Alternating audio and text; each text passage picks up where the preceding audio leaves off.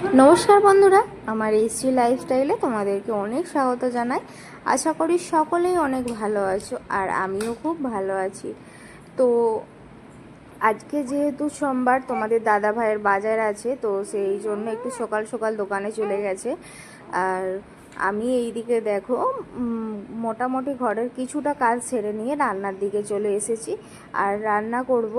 আর তার আগে তোমাদেরকে একটা কথা বলি, আমি এই দুদিন ধরে ভিডিও পোস্ট করছি, জানি না কেন পোস্ট হচ্ছে না। তো হয়তো আমি সব কিছু তো এখনও জেনে উঠতে পারিনি, যেহেতু এই প্ল্যাটফর্মে আমি একদমই নতুন। তো শিখে নেবো কারো কাছ থেকে ধীরে ধীরে। তো এইদিকে দেখো ভাত চাপিয়ে দিয়েছি, ভাত হচ্ছে। আর কালকে যেহেতু সানডে ছিল, তো অল্প কিছু সবজি বেঁচে গেছে, মানে চিকেন। তো দেখো, আর অল্প শুধু চিকেন না, তো এইদিকে দেখো ভাতও বেঁচে গেছে। তো যেহেতু কালকে রাত একটু অনেকটাই রাত হয়ে গেছিলো খেতে, তো আমি তাড়াতাড়ি খেয়ে নিয়েছিলাম। তোমাদের দাদাভাই একটু দেরিতে খেয়েছিল, তো তার জন্য সে আর পুরো ভাতটা খেতে পারে না, তো ভাত বেঁচে গেছিলো। আর এই কর্নারটা দেখো, এখানটা একটা র্যাক লাগাবো ভাবছি। তো এই চামচগুলো তো এইখানে ঝুলিয়ে রেখেছি, তো চামচগুলো ওইখানে রাখার জন্য একটা র্যাক লাগাবো ভাবছি। আর এইদিকে দেখো সোনামা ঘুম থেকে উঠে পড়েছে, ব্রাশও করে নিয়েছে। তো ওকে কিছু খেতে দেবো। তো এখন মোটামুটি 2টো বিস্কুট দেবো, আর অল্প কিছু কাজু আর অল্প আমন্ড বাদাম দেবো। তো এইগুলোই খাবে। তারপর হচ্ছে ও তো স্নান টান করে নিয়ে বই পড়া হয়ে গেলে ওকে ভাত যেহেতু হয়েই যাচ্ছে, আর তো তখন দেখো ওকে খেতে দিয়ে দেবো। ও তো বারবার একটা কথাই বলছিল যে আমি আমন্ড বাদামটা খাবো না, আমাকে কাজু বাদামটা বেশি করে দাও। তো এইদিকে দেখো, আর ওকে তো ওটা খেতে দিয়ে দিলাম। তো চলো, আমাকেও তো রান্না করতে হবে। আর কালকে অল্প কিছু জিনিস দিয়ে রান্নাঘরটাকে সাজানোর চেষ্টা করলাম। তো এইখানটা কেমন লাগছে, এই কর্নারটা এইভাবে সাজিয়েছি। এইখানটা একটা, এই যে র্যাকটা দেখতে পাচ্ছ, এটা আগে যখন আমি এখানে থাকতাম তখন এটা কিনেছিলাম। তো এটা আগের ছিল। কালকে সব যত ডিপে ছিল আগে সমস্ত কিছু পরিষ্কার করে, আর এই র্যাকটাকেও পরিষ্কার করে নিয়েছিলাম। তো এইভাবে সাজিয়ে রেখেছি। আর এই দিকে দেখো প্যাকেটে বড়ি ছিল, তো ভাবলাম বড়িগুলোকে আগে রোদে দিয়ে নিই, তারপর ডিপেতে ভরে রাখবো। তো যেই বলা সেই কাজ, তো রোদে দিয়ে দিয়েছি। আর ওইদিকে দেখো পুজো দিয়েছে তোমাদের দাদাভাই, আর আমার ছোট্ট গোপুসোনা ওইখানে বসে আছে। আর বললাম না কালকে ডিপে আরে ধুয়েছিলাম, তো সমস্ত ডিপেতে তো জিনিসপত্র গুছিয়ে রেখেছি মশলা আরে। আর অল্প কিছু ডিপে এইখানে রয়ে গেছে, সেগুলো ধুতে হবে। আর এইদিকে দেখো মাকে বললাম না যে সোনামাকে খেতে দিয়েছি, বিস্কুট আরে খাচ্ছে। আর এইদিকে ছোটো সোনামা তো ঘুমাচ্ছে। আর বিছানা আরে গুছানো হয়নি, তো বিছানা আরে গুছাবো। আর স্নানও করতে হবে, স্নান করব, নিজে স্নান করব, মেয়েদেরকে স্নান করাবো, আবার ওকে পড়াতে বসবো। আর রান্না করছি, সেই বাসনগুলো আরেও তো আমাকে ধুতে হবে। তো কিছু জামা কাপড়ও আছে, কিছু নয় অনেকটাই জামা কাপড় আছে। আর সকালে অনেক, এক বালতি প্রায় জামা কাপড় কেচেছি, সেইগুলো দেখানো হয়নি। তো চলো, তারপর আর তোমাদের সঙ্গে তো কোনো ভিডিও শেয়ার করিনি। তো একদম জামা কাপড় কেচে ধুয়ে স্নান টান করে, তো তোমাদের দাদাভাই চলে এসেছিলো বাজার থেকে। তো খেয়ে দিয়ে দোকানে চলে গেছে, যেহেতু আজকে একটু লেট হয়ে গেছিলো। আর দেখো আমি এদিকে মাছগুলো ভাজছিলাম। আর মাছগুলো এখন না যদি ভাজি না, তো একবারেই না নরম হয়ে যাবে, গলে যাবে, একদম কেমন খারাপ হয়ে যাবে। তো যেহেতু অনেকখানের মাছ। আর ওইদিকে তো দেখতেই পেলে তোমাদের দাদাভাই সবজি বাজার করে এনেছে, আর মুড়ি নিয়ে এসেছে বাজার থেকে। বাজারের মুড়িটা না খুব ভালো লাগে। আর একটা ডিপে আনতে বলেছিলাম চা রাখার জন্য, যেহেতু চায়ের ডিপেটা খারাপ হয়ে গেছিলো, তো নিয়ে এসেছে। আর মুড়ি তো এনেছেই, তার সঙ্গে এই ভুজিয়া টাইপের কিছু একটা খাবার এনেছে।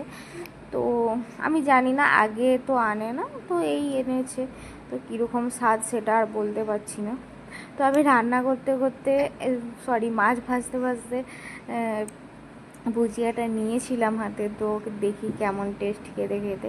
মাছ প্রায় ভাজা শেষের দিকে, তো ভাজা হয়েই এসছে। আর ওগুলো ভেজে নিয়ে তারপর একটু রেস্ট করব।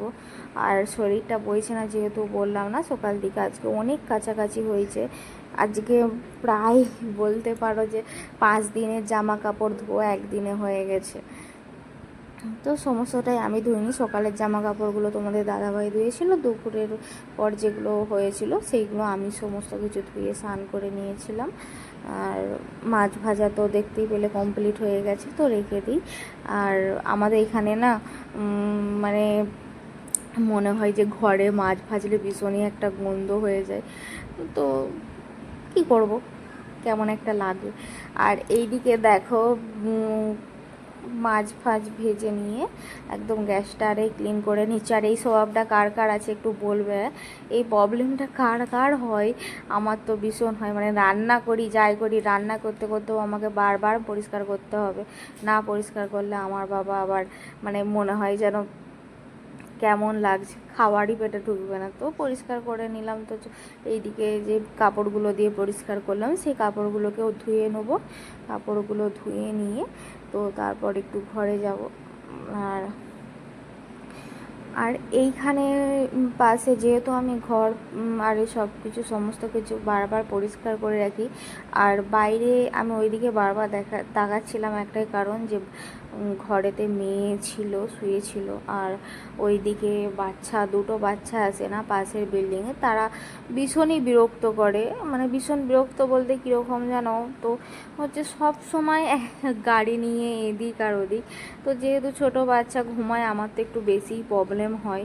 আর প্রবলেম হলে কি করব, ওরা তো নিজেরাও বাচ্চা, বারবার তো আর বলতে পারি না, আর বলাটাও ঠিক নয়।